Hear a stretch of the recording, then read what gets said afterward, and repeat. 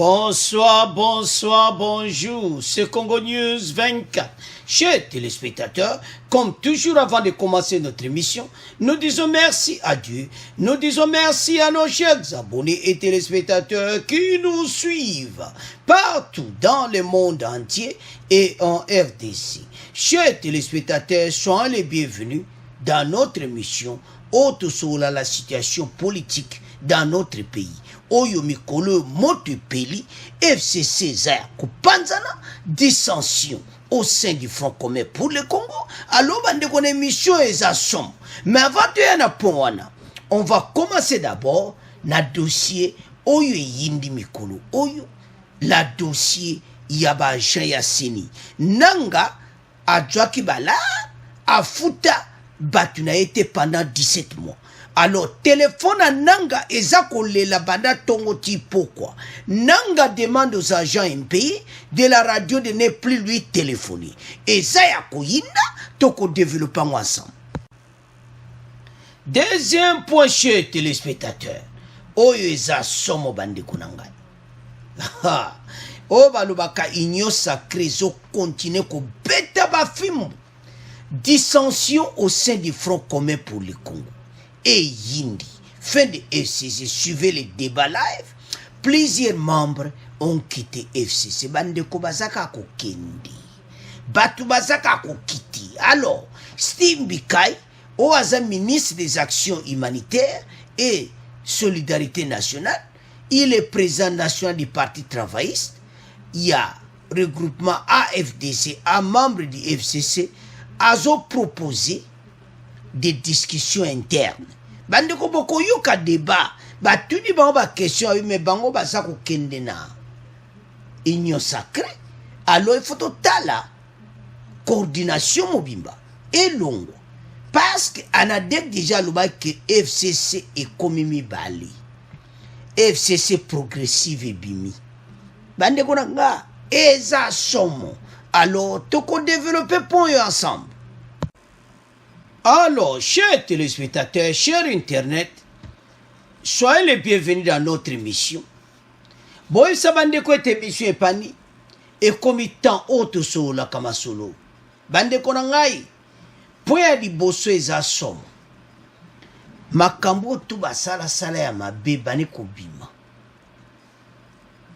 Donc c'est-à-dire les agents de la radio Sini réclame 17 mois d'arriéré des salaires. Toza la radio nationale congolaise. Bande ko bato basala ki mayu ya na ba niveau nyonso. Tande ba secret zobi.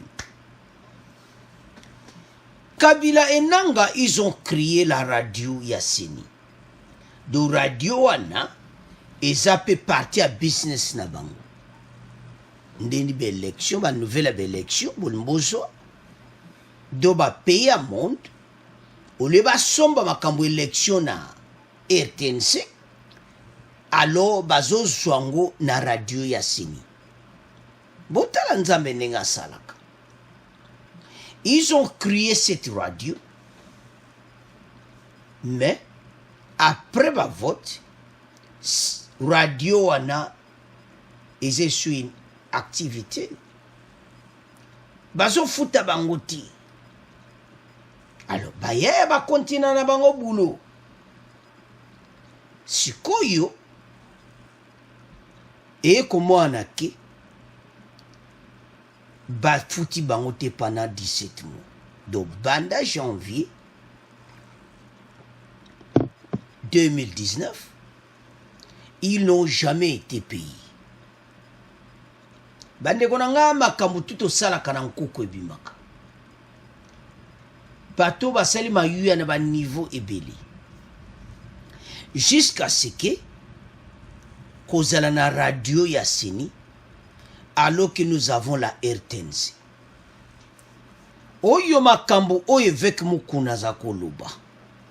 Les entreprises de l'État babomi yango ba créer ba entreprise privée. O radio privée ba créer. Sikoyo entre-temps babendi déjà bala na trésor public bande ko élection oyo nanga basali grand bongo siko bambongo siko osela parce que nda azana voyage kate azana sanction américaine azana sanction européenne bambongo to akotika na bakonde na putu akobima nango ndenge ni bananga bazana ba situation ebele na bakongole awa boyebikande bato bazana kolera mbongo na bango alo makambo ezoleka mikolo ezani bango baza kobenga nanga afuta bango la kabili mutu basala na ekobe la kabili azomwana ti la kabili azani na Lubumbashi botanga ka bino moko wana nanga demande aux agents impayés de la radio Seni de ne plus lui téléphoner bon bako téléphoner nani tango salaki kop bako téléphoner nani bande ko téléphone nanga so ebani kolela awa somo allô monsieur nanga j'ai besoin de mon argent allô monsieur nanga j'ai l'argent 17 mois impayé allô monsieur nanga don nanga akomo bamba téléphone likolo ya mesa batu oyo baza ba grand oyo ka ba grand bakobenda balikonda na ba pauvre ba journaliste batu à radio n'ont jamais été payés alors que bango babendi bala na trésor public ils ont créé tout ceci ils ont fabriqué eza radio moko spécial rapona ba élection wana ah nzambe bato basaka na mbongo ya RDC pe bazo continuer bananga baza bato mofu baza na prison bandeko nanga botala kabino moko les agents de la radio Seni radio de la commission électorale nationale indépendante ne savent plus que ça c'est vous déjà ils accusent 17 mois d'arriérés de salaire. Ils ont dernièrement reçu un téléphone, reçu au téléphone une réponse foudroyante de la part du président de la CENI, Corneille Nangaa. Il demande aux agents impayés de ne plus lui téléphoner. Nanga batu bakubenga yu. Bandeko makambo l'État kota yangu. On va commencer d'abord authenticité à radio. Ba créer qui sur base de quoi? Nous avons la RTNC. Jour à publication, il y a des résultats. Batu bazaï kolanda live na RTNC. Je me demande rôle ya radio ya Seni ezali nini. Parce que Moukolango Tomona qui RTNC, quand il avait publié que le gagnant, c'est Antoine Félix Tshisekedi de Tshilombo. On n'a pas vu la radio de la CENI proclamer les résultats, mais on a vu la RTNC. Ce qu'on bateau bazo tuna question. Un bateau basé un pays. Radio wana, eza radio privée à Nanga. Na Kabila ba créaki yango bandeko nanga Kabila na Nanga basali ba business mona makama ba élection oyo izo salangana mawa komona notre pays kokota na ba poto bonkodo na monati ces pauvres journalistes sont impayés pour 17 mois. Gouvernement fa kota makambo bande ko za makambo sa mi semaine oyo bango pe ba lobby eto utika ota allô monsieur Nanga qui c'est la radio les journalistes nous avons besoin de notre salaire de 17 mois ah a bambi téléphone nas mais osani allô monsieur Nanga bande ko zo pe mati osali kamba la na ba bona ni na ba feti ezo yawo bazo beta calcul à 17 mois ba futa bon la na bon. Qui est responsable à paiement? Nani akufuta batu huyu? Parce nanga tilelo azana seni. Il avait démissionné, mais comme nouveau bureau n'a les installé, il y a kozala. Wana ti nouveau bureau monsieur Kosalam. Alors, il réclame les salaires à 17 mois. Entre-temps, la Kabylie azana au Katanga. Donc, Batio va créer et l'eau qu'on a bango mokobo. Radio de la CENI. Mbongo a RDC, mbongo peuple congolais zoluka. Bama musazo vivre kote kalipa na e po aller sabana. Mais bateau ba bengi ba graba montant. Mususu eza nini? Bazo signer na trésor public que la radio de la CENI. La radio de la CENI, et quel est son rôle? C'est pour publier les résultats des élections. Et la RTNC rôle dans Wezani. C'est ça la question qu'on se pose. Nous avons la télévision nationale congolaise, la RTNC. Rôle dans Wezani. Et puis, jour à publication à résultat, on n'a pas vu la radio de la CENI. Et ça qui radio à Mayuya. Ba journaliste yo bo telemi autour nanga afuta mbona mina 17 mois. Bo continue ko benge na téléphone. Bo benga la Kabylie pe na Okatanga. Passe 17 mois mbongo wana e ko sala bino vrai na bonane mikolo baza problème. Anaonanga congolais na ba feti oyo. Bazo landa 17 mois salaire. Tala bateau baza na problème sérieux. Yango moni nanga gangi. Nanga demande aux agents payés de la radio CENI de ne plus lui téléphoner.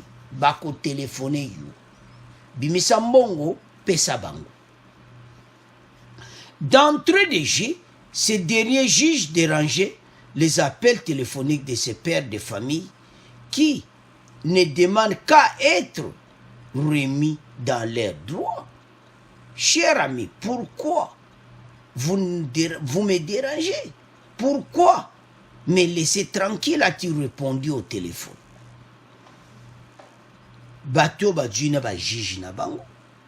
Ba ebisi nanga futa bato wana. 17 mois na bango. Nanga ebela ba million oyo sali. 17 mois ya bato oyo eze lokoni. S'il touchait $100 par mois, sur 17 mois, et ça mbongo te, foute bango, $1,700, na mutu. Tebi so ba agent au baza combien? Et puis il continue à appeler Nanga, ba au ticket. Allô Nanga, nous avons besoin d'argent. La Kabylie azomoanate. Bandeko, Kabila tiki batu na suspense. Parlons un peu de tout ceci. Relation na bango na nanga. Tala nanga ba dossier azobunda nango. Entre-temps, la Kabylie kana chemise ozomona blé yona na Lubumbashi. Azo signé ba livre da soto benga oni. Alors, chers téléspectateurs, chers internet, nanga komi na problème sérieux. Baso benga fond na ele nyonso ezolela. Yazo esawon ki ba benga le suite. Mais bango azana besoin salaire à 17 mois. Alors bande konangai dossier à nanga eyindi. Baso senga mbongo à 17 mois. De l'autre côté nanga za ko ganga ete batika ko benga na téléphone. Alors, chers téléspectateurs, premier point autotika ngona bino, Nanga et Kabila bafuta 17 mois ya ire ya bata membre radio de la CENI. Tala ba yuya oyo. Alors que tous na RTNC, mais ba créer ka radio mo po baliambo, mais eyinde libango. Alors, tiki premier point na bino, to komo le kana deuxième point. Alors, chers téléspectateurs, dissension au sein du Front commun pour le Congo. Bandeko, tebisa binote match na ndenge zo betama. Na ndenge fatia ye na pression, bato yo ba okoka ko résister. Bandeko, na mona bato ba panzana, me ko panzana ya FCC bandeko nanga bizarre. Boko yoka, mawatro ba komo senga, ba yokana. Kote kuna anadeka lobi to komi na FCC progressive. Kote kuna stimbika ya ya lobi te foto yokana. Coordination na oue dirigeant liboso elongwa alors to solo la. En tout ça, la question qu'on se pose. Kabila alobi nini? Kabila na Lubumbashi azo signé ba dossier nde bozo mona wana. Bomoni photo wana ya Lubumbashi. Aza kuna ko signé ba dossier na e. Asundoli bango na kati esanga. Mbongezo beta mandenge mogodong. Stimbika ya lobi na journaliste lobi. Pourquoi batu baza okende na union sacrée? C'est-à-dire coordination na biso eza malamuti. Bato bazo diriger biso baza malamuti. Wana Stimbikai oaza ministre des actions humanitaires bozo mona wana. Bandeko nanga bato yo bazwa ki peuple congolais lokola papier mokobo. Chers téléspectateurs, chers internet, boibile match balukaka. Bato bakwa suko résister ti. Do mbonge zo beta man bokolanda Stimbikai makama koloba. Abito ko tika navire ti. Ce qui bana ba komo tika navire, c'est-à-dire quelque chose qui ne va pas. Baomo FCC ba komo mona pene que ça ne va pas. Mais oyo moto oyo fatia yenango. Bandeko nanga tozoyo kakana sangwa me kenena na kati ya FCC kene kuyuka. Journaliste a une question batora tu bayaki lipa. Ba moni ke table comme vide. Journaliste pas danser. Abi bango bayaki oluka lipa bata na mesa boy vide. Ba luka la Kabili boazana Lubumbashi. Basad. Bakufa bango babendani. Direction union sacrée. Bandeko union sacrée eye na mopepe asika. FCC bazo ko résister. Bandeko tellement baza bata ba problème. Bandeko total na le passé pendant les 20 ans. Tala ndenge peuple congolais nyokwami. Omoni match on balukaka. La Kabila zo signé ba dossier wana maele Cécilie. Akusala nini? Fachipa le bingaka ka bouton. Position na biso ezaka ka moko l'union sacrée. Kota ni union sacrée ou bien zala libanda. Yaka ni union sacrée pona les peuples d'abord. Soko zoya ni union sacrée pona lipa tikala na FCC. Bandeko mikolo basé sur na beba koki. Parce que union sacrée boîte bando tonda. Entre-temps, les bateaux à FCC est comme vide, banda edindaki, banda edindaki na mai, bateau ba plongeaki ba jaquette, donc mawatu. Alors, chers téléspectateurs, chers internet na konyo sa monde koto ozali. Yoka message oyo. Ete fachi alongi FCC na ba niveau nyonso. Bashadari ba komo tale longi likolo. Bazoye loko kusala ti. Bazoye balisu eloko nini bakoko sala ti. FCC est comme par terre. Dissension au sein du Front commun pour le Congo. Bandeko za mawa. Sobolandi Stimbikai wana ndengalubi. Après la déchéance du bureau Mabunda à l'Assemblée nationale et une vague de défection au sein du FCC, vient le tour de dissension à l'interne. Certains regroupements politiques qui restent fidèles à Kabila exigent en revanche le changement de la coordination de la plateforme. Bengani Batutu, AFDC. Donc, Anadek a Bengani Batu. Balobi, Batu Baza suspendu. Agé Matembo, qui annonce la création d'un courant politique au sein du FCC, FCC progressif. Et de l'autre côté, Steve Bikai appelle à des discussions internes afin de tirer les conséquences de l'échec du FCC. Bande konange zamawa. Bato bilia ki ba ubikoki. Toyo ka débat live. Toyo ka ba question batuni Steve Bikai. Bongo, to continue mission na biso. A mis en garde l'ANADEC et estime que la porte serait grandement ouverte s'il voulait rejoindre l'Union sacrée.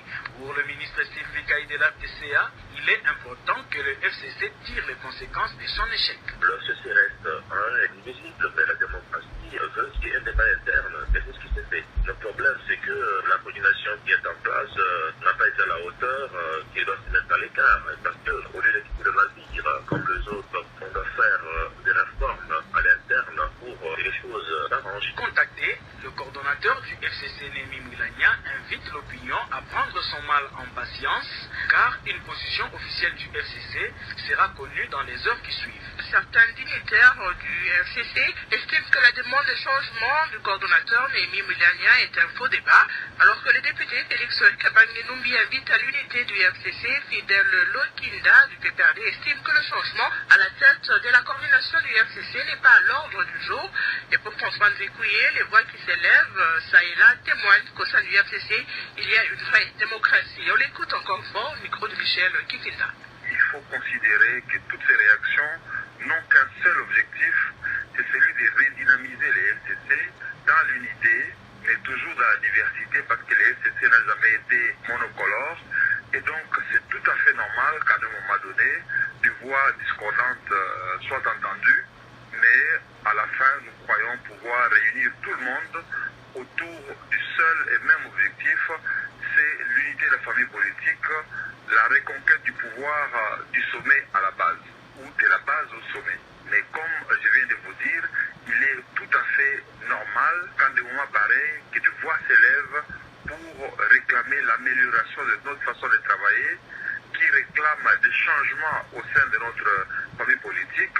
Et je crois que nous allons ressouder les coudes de manière à ce que nous puissions gagner les différents défis qui sont devant nous. Steve Bikai, ministre des Actions humanitaires et de Solidarité nationale, fondateur du parti politique PD, parti travailliste.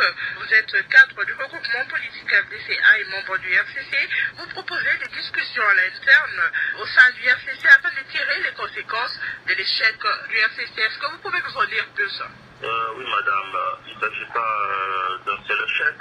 Vous savez très bien que en 2018, il y a eu l'élection présidentielle. Un motif qui a conduit cette campagne, et nous avons échoué. Et là encore, on vient d'échouer lamentablement à l'Assemblée nationale. C'est une grande première dans le monde. Une famille politique qui a 338 députés, mais qui perd une élection à l'Assemblée, pas seulement de son vote, ça veut dire que la direction du groupe n'est pas bonne. Alors, si l'équipe a échoué 2 fois lors des grands enjeux, je pense que nous aurait pu démissionner. Mais comme l'émission n'était pas ici, eh bien, nous demandons leur démission et ils doivent de la place parce qu'ils n'ont pas été à la hauteur. Non seulement on a échoué aux élections, mais aussi cette équipe n'a pas été capable de négocier avec nos partenaires du cash. Ce qui nous a amené à un blocage qui a fait qu'aujourd'hui la coalition a éclaté. Alors, à mon entendement, ces camarades doivent de la place, je peux rester comme des bons conseillers parce que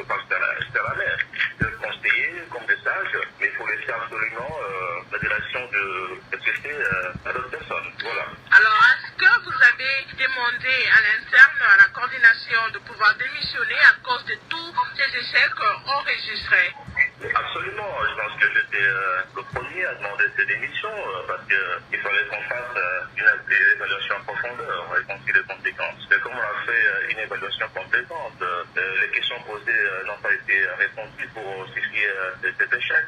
Alors je me suis dit, au lieu de faire comme les autres, qui quand ils voient un navire en train de prendre de l'eau ici et là, et qui se mettent à se jeter au sol, à fuir le navire, j'ai préféré rester dans le navire, essayer de pouvoir boucher le trou et continuer. Et le FCC a toujours sa majorité. Ça, je vous l'ai dit. Il suffit qu'on change la coordination et qu'il y ait un peu de stratégie pour que tous les députés qui ont quitté parce qu'ils mal gérés par cette coordination puissent retourner au Bercail. C'est ça ma démarche. Steve Mikaï, une certaine opinion estime que si aujourd'hui certains partis politiques, membres du RCC, commencent à briser les silences et la peur, c'est tout simplement parce que le pouvoir de ce regroupement commence à s'affaiblir et ne les rassure plus.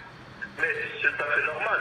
Dans la vie, il y a toujours des hauts et des bas. Parce que dans une famille, il y a le bas, il y a des histoires de vaches maigres, que les enfants vont commencer à quitter pour aller tuer les voisins. C'est irresponsable. De le contraire, il faut que les enfants se mettent ensemble, discutent, voient qu'est-ce qu'il y a là-bas, dans les bacs, pour pouvoir monter la porte. Et moi, je sais que le FCC va traverser ces rangs violents, il va le traverser, et après, on va y prendre la place. Parce que c'est une construction à l'Assemblée, c'est sûr du stable. C'est une construction fragile. Et si on continue comme ça, eh ben, on va connaître beaucoup d'instabilité dans notre pays. Parce que c'est pas normal que dans un pays, il faut un politique qui a une majorité à l'Assemblée nationale, et que pendant la législature, cette majorité arrive à être récupérée par les autres. Donc, c'est un voie précédent. Dans notre pays, ça sera comme ça. On va aux élections, un parti gagne les élections, et pendant le mandat, un autre vient aussi par différentes astuces récupérer la majorité. Non, moi je pense qu'on met de l'ordre au sein du FCC, on met en place une nouvelle coordination, et entre-temps, on continue à négocier avec le camp du chef de l'État. Parce que le chef de l'État doit être aussi la mêlée en tant que chef de l'État. Il ne doit pas être le chef d'un camp politique. Il faut qu'il y ait des acteurs politiques avec lesquels, nous, FCC, on devra négocier. Parce qu'avant, c'était bipolaire. Il y avait en face le CAS et le FCC. Maintenant, c'est déjà multipolaire. Parce qu'il y a d'un côté, il y a MFC, il y a Ensemble et les autres. FCC, il faut qu'on se mette ensemble. On discute pour voir comment est-ce qu'on peut conduire notre pays. Voilà un peu ma pensée. Il y a Michel qui nous écrit depuis Kinshasa, qui pense que la plupart des partis qui avaient adhéré au FCC, c'était pour participer à la mangeoire, et comme la table se vide à petit feu, les prises de position auxquelles on assiste aujourd'hui, c'est juste une façon de baliser le chemin afin d'aller toquer à la porte de l'Union sacrée. Steve Mikaï. Moi, je pense qu'aller à l'Union sacrée de façon individuelle, c'est irresponsable.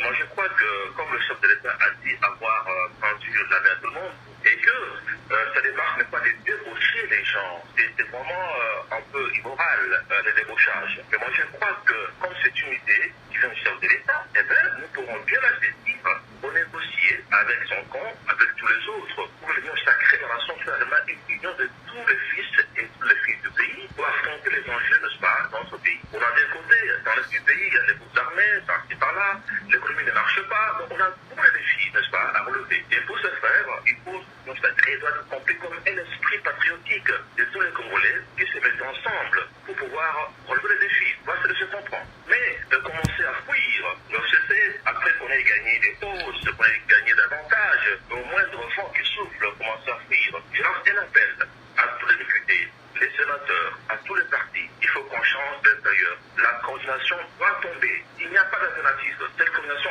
doit tomber. Les gens qui négocient doivent être remplacés. Alors, s'ils restent encore à la tête, je pense qu'on va continuer à connaître ces déboires, comme on a connu à l'Assemblée nationale. Et donc, alors, chers téléspectateurs, nous avons suivi Tolandi Bissonio Souana. Donc, navire ya FCC et Baniko Komavidi. Bandeko, nous avons suivi Steve Mikaï, Oaza ministre des Actions humanitaires et solidarité, Oaza président national du Parti travailliste, Bandeko Nangai et Yeli Bangongai. Ndeto landi Steve Mikaï wana était va travailler en interne. Ba solo là. Parce que oyo ezo salama pour le moment, mais bango mozo lekela bango. Bandeko Union sacrée petit FC sur balobaka dernier de Mbata. Après déchéance mabunda doba zaka kako kita ndenge moko impossible. Si Bika a lobby et comme étant, il appelle à des discussions à l'interne afin de tirer les conséquences de l'échec du FCC. Beaucoup tirer vraies conséquences. Peuple congolais moni passe à Wagangi à Leli. Mais botiki continue à konyokola. Au moni place match isko baluki. Bande konangai batu oyo mayele na bango esili na kati ya FCC. Bazoluka ba porte, mais ba porte koma kokanga. Ba beta porte eza kokanga. Ba beta porte eza kokanga me atosuka. Batali gauche, batali droite. Mayele sili bango bande konangai. Eza somo. Soko moni nde bazo palangana balobie que Néhémie Moulania a quitté coordination ya FCC. Bamusu balobi que za solution te Néhémie a quitté. Entre-temps, yemoko président Kabila, ye président honoraire na bango. Asana ye na Lubumbashi. Asundoli ne bango. Bande ko baza ko potana, bakamberi. Bon comprendre ka.